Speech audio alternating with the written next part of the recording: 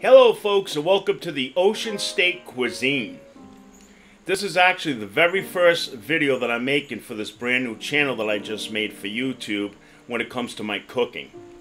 I am also working on an introductory video to do with my channel and a bit about my background and my heritage when it comes to the small state Rhode Island. Because to me, Rhode Island has some of the best foods in the United States.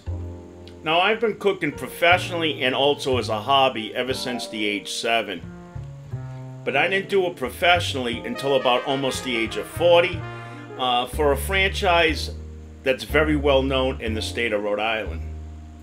But I will be releasing my introductory video very soon. So let's get started with the first dish that I'm actually going to be covering today, which is a seafood pasta sauce. This is a very delicious sauce that's really good on fettuccine or spaghetti. So let's get started. So let's go over some of the ingredients and spices we're going to be using today. So right here we're going to start off with some extra virgin olive oil, some Italian seasoning. Next, we're going to use a medium-sized white onion. We're going to use some crushed red pepper flakes. Now again, half of this stuff is optional. It's up to you if you want to use it. Then we're going to use a can of baby clams. Those are the whole baby clams. They got a lot of flavor. Next, I'm going to use some minced garlic that comes in a jar. I love this stuff. It's got a strong flavor, and I like the juice in it for recipes where you don't want to bite into the chunks of garlic. Next, we're going to be using pepperoncinis, or known as vinegar pepper rings. Then for the main stock or juice for the sauce, we're going to be using clam juice.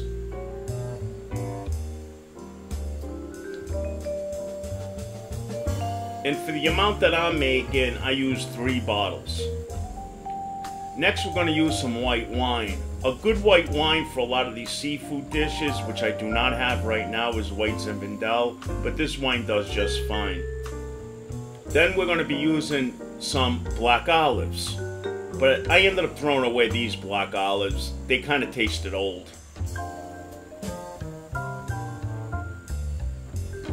And then next, we're going to be using some Spanish olives with the pimentos inside. And I have a can of Parmesan cheese right there. That's going to be used later. Now, one thing I did forget to add at the start of this video is that I no longer live in Rhode Island, and I miss it every day. I moved to the state of North Carolina, so the area that I live in, we don't have the best selection when it comes to fresh seafood. So that's why sometimes I have to use other substitutes. We do have a decent seafood market here, about a half hour away, and they do get truck shipments each morning from Maine, Rhode Island, and those kind of states. But it's also very expensive. But I did want to mention this so you all understand. So anyways, let's get on with it. Alright, so what I'm using here is actually pre-cooked, ready-to-eat cocktail shrimp. So there's no cleaning involved. Plus I'm also using imitation crab meat. A lot of times this is made from like fish like pollock. Pollock is a saltwater fish that has a really good taste. And you'd be surprised on how this tastes when it comes to mimicking crab meat. It's great for like crab meat salads that you put in a sandwich. So that's what I'm going to be using today. Now, if you do have the real crab meat and you have raw shrimp, definitely use them, man. You know, just put them in right around the same time I'm going to be adding this to the sauce in today's video. Just make sure you clean, de-shell, and de-vein your shrimp. Now the first thing we're going to do is chop up our onion, but I happen to have this electric chopper which works great when it comes to onions. And it's kind of tough right now because I'm trying to just do it with one hand while I'm holding onto the camera. But I'm just going to do a coarse chop, not a very fine chop. So once I get it on the spoon here, we can see about the size of the chop I ended up going for, which works perfect for a recipe like this. Next, let's start on the stove. So here's our pan. There's the amount of olive oil that I'm using right there. It looks like it's maybe about 2 to 3 tablespoons of olive oil. I don't really measure things when I cook. It's mainly improvising and just seeing on how it all blends together. But for the videos, I'll try to give you guys an idea. So once the oil heats up, in goes our chopped onion. Now, whenever you saute with onion, it's best to add some salt to it. What this is going to do is that it's going to give it some flavor, and it's also going to release the oils inside of the onion and give it more flavor. Next, we're now going to add the minced garlic. And the minced garlic, I use quite a bit. I use 2 heaping teaspoons. I am Italian, so I do like a lot of garlic in my food. The combination of garlic and onion is just a match. And on my stove, I'm cooking all this on about medium heat. My stove tends to cook rather high. Okay, that's much better. We don't have the loud hood fan now. So basically, what I'm doing now is that I'm just letting it simmer a bit, or I should say saute, and let them marry up again. I want their oils to release, and I want to get some color on the onions. It's trial and error right now for me. I'm not new to making YouTube videos, but cooking videos I am, and I'm using my iPhone to capture all this. But I'm going to get a stand for it. So next I'm putting in some butter, because this is a white wine butter sauce that we're making. And we know butter and seafood really goes together well.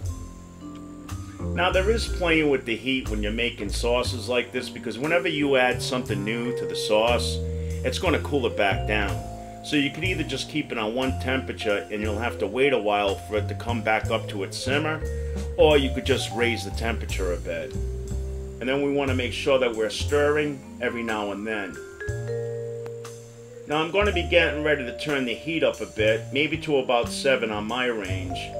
Because what we want to do now is we want to bring up the temperature, because we want to cook off the alcohol from the wine. If you don't cook off alcohol in wine, you're going to get like a bitter, vinegary taste sometimes in your food, and you don't want that. So I'm going to add a good couple of splashes of wine in here. I would say maybe about 1/2 to 3/4 of a cup I ended up adding. And right now, between the onions, the garlic, the butter, and now the wine, the smell in the kitchen is amazing. So now we just want this all to blend. And give it another stir.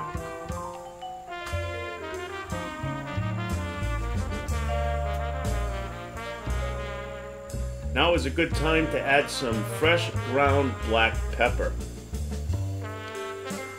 Now we could go back and reduce the heat back down to number 5. When making a sauce like this, you don't want it to rapidly boil, but you want it to have kind of like a hard simmer. And this is a very quick sauce to make, rather than say like a red meat sauce.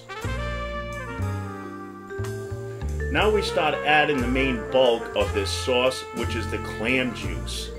And I ended up using, for the size of my sauce, I ended up using 3 of these bottles.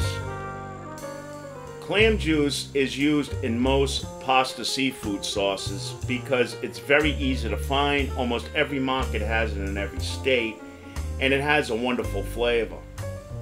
Now next what I'm going to do is get the baby clams, and I'm just going to open up the can just a bit, and I'm going to pour the juice from the can into the sauce. But we're going to save the clams to put in later on.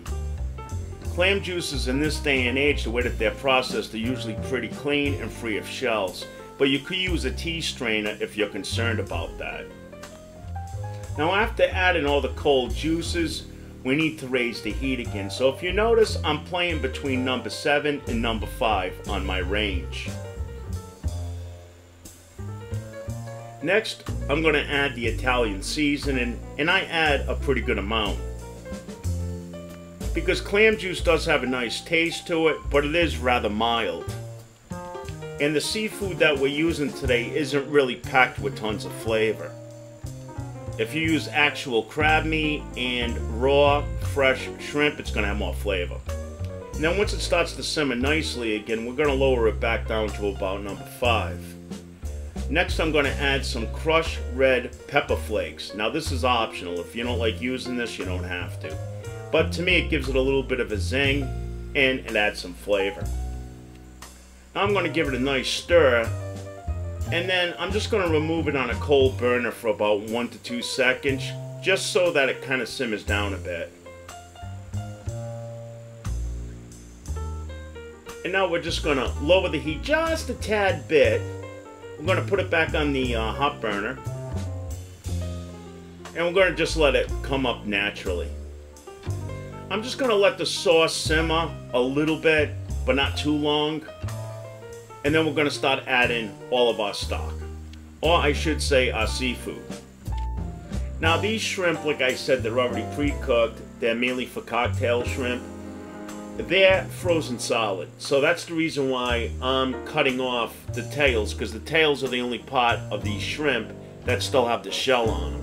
So instead of waiting for them to thaw, I just cut them off with a knife. And then on the cutting board next to them, I have the Spanish olives. Now these are the large Spanish olives, so I cut them up a bit because I don't want to put them in whole. Next is our imitation crab meat. Now this comes already like in chunks. So if you pull it out, it's already going to be in chunk size about that big. Now as this cooks, they do kind of fall apart and they look like ribbons almost. And these don't have to cook long at all because they are already pre-cooked and ready to eat. And that's what they look like once you pull them out of the bag, and that's about how much I'm going to be using. Now you don't want to put in too much seafood because then you won't have any sauce left to put on the pasta. Now we're going to start adding the seafood to our sauce. Even if you use fresh raw seafood, seafood cooks really quick. And a good indication with most of it is that it's going to start having a pink color. So it's going to look a little pink or it's going to look pure white. So I would say for even raw crab and shrimp, tops 5 minutes. So I did add the shrimp here first because it is frozen. And I also want to add, if you do use fresh raw shrimp, it comes out a lot more tender than the cocktail shrimp that I'm using today. But the local market that we went to today, this is all they had. And now that we did add the frozen shrimp to the sauce, of course it cooled it back down and we need it to come back up to a simmer. And now it's actually at a soft boil at this moment. So we're going to add our imitation crab meat now. And then that's going to kind of cool it down again. And I cleaned my stove really good before the video, so any pieces that get tossed out of the pan is going to go back in. And we're going to give it another stir. Now, if you've never had a seafood pasta sauce before, it's supposed to be thin like this. It's not supposed to be a thick sauce like a meat sauce. Unless you make like a seafood Alfredo. Now I think it's time to add the baby clams. Now, a lot of times I just make clam sauces. I don't add all the other seafood. It's just basically a sauce like this. And I just add the baby clams to it, and that's it. It's delicious. And then there's a sauce called zuppa, which they use the whole clam in the shells. And then once the shells open up, the clams are done cooking, and then they put those on top of the pasta. So we could see we got a pretty thick, a very seafood meaty sauce going on here. This is going to be wonderful. I'm also a diabetic now, so I don't make pasta as much as I used to. So I try to add a lot more stock and a lot more seafood to it, so I fell up. And now in goes our chopped green olives. And now we're going to add our pepperoncinis or vinegar peppers. This adds such a nice texture and flavor to the overall dish. But I need to open up another jar and just add just a little bit more. I would say I probably added about maybe 2 heaping tablespoons. The best to use is a fork, because you don't want the excess vinegar getting into the sauce. So again, these are optional. You just add as much as you want, but you don't want it to overpower the sauce. The seafood's the star here. Now we're going to give it a nice couple of stirs here, and we can see that this thing is really looking hearty, man. Last but not least is our black olives. Now, these are very easy to do. You don't have to cut them up because they're soft. Just pick them up, squeeze them with your fingers, and they're going to break apart in pieces. That's all you have to do.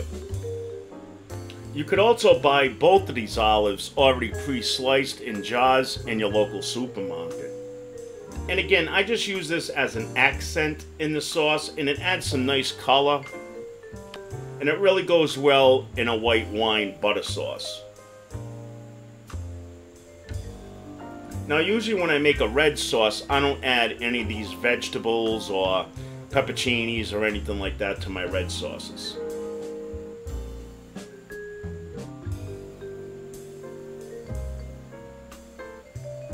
And that's about enough right there. And that is one hearty looking sauce right there. Let me tell you, that is packed with seafood. It almost looks like a gumbo minus the sausage. So yeah, I may still add more juice to it later on, I have to see. And a nice heavy sprinkle of dry parsley, and it looks fantastic. And that's basically it, folks, when it comes to making this seafood pasta wine butter sauce. Okay, now that we got our water simmering, waiting for it to come up to a boil, we're going to season it now with some salt. Definitely add a good amount of salt because the water is going to consume a lot of it. You know, depending on the amount of water that you're boiling. Some black pepper.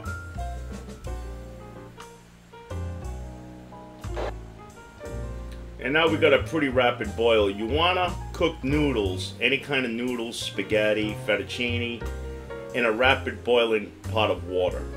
That's the secret where they're not going to stick.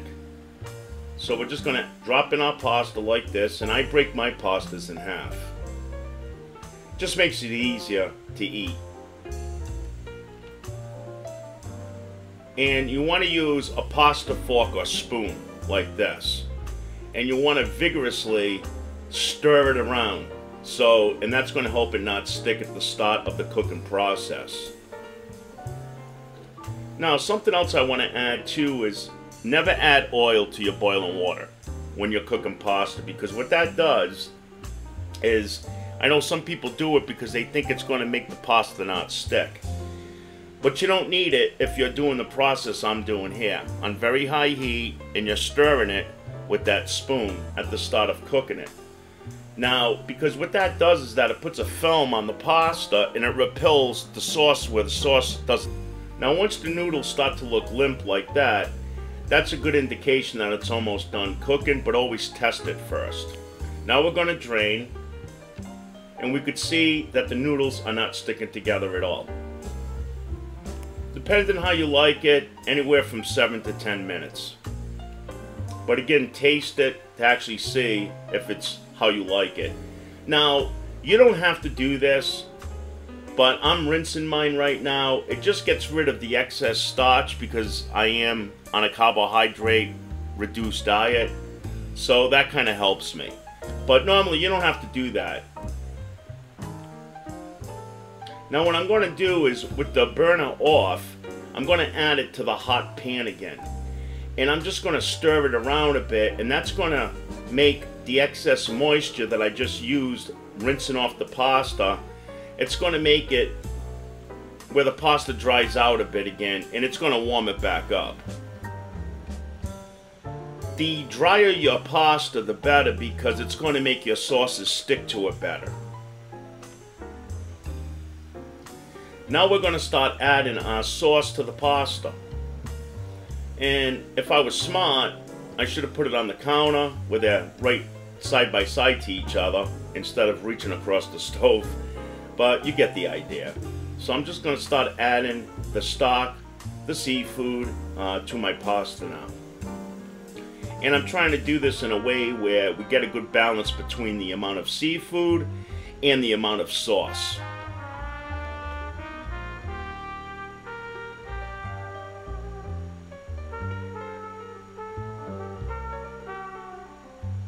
And it's looking pretty good. Now for future videos, I'm going to angle my camera sideways so that we get a better video.